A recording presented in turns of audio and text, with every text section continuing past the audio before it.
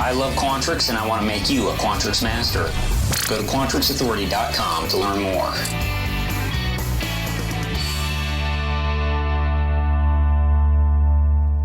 Hey, welcome back to another Netcast. I'm Rich Lopez, Quantrix Authority. I sincerely appreciate you joining me today for episode number 334. If it's below $1, then show it as a cent.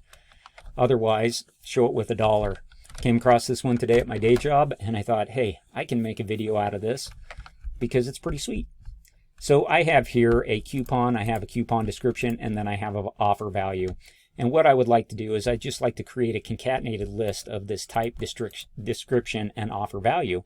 And if the offer value is greater than 99 cents, I want to show the dollar symbol. But if it's less than 99 cents, I want to show 50 cents. So what I could do here to just create a list, it would be join, and then I would use my list, and I would say I want to join type, description, and then I want to join my offer value here.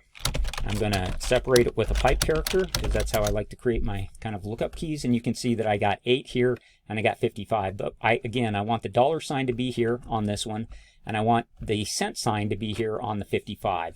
So here in A4, I'm going to write just another formula to help us figure out this logic. And I'm going to say if offer value is greater than 99.99, then go ahead and return the format of a dollar sign and text offer value and make it be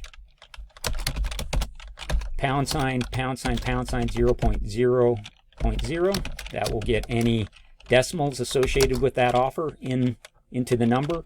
Then if it's less than 99, so if this evaluates to false, then I'm going to go text, I want to do offer value, and I want to multiply it by 100 actually, so that it will display the decimals instead of rounding up. So if I were to go here and I were to go then 0, and then I were to hit, if I were to add my cent sign, which I have on my clipboard,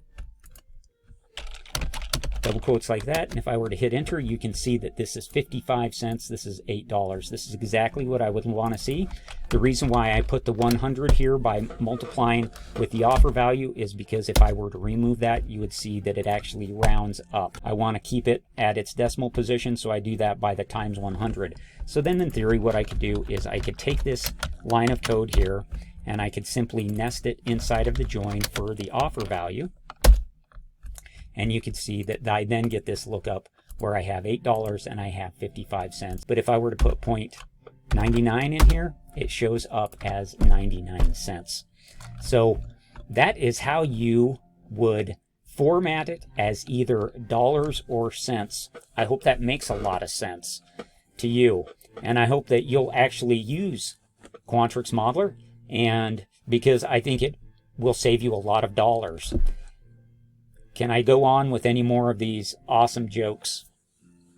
Anyway, I want you to know that I absolutely love Quantrix. I want to make you a Quantrix master. So I hope you'll join me again for another episode of Quantrix Authority with Rich Lopez. Today's podcast is brought to you by QuantrixAuthority.com. I love Quantrix and I want to make you a Quantrix master.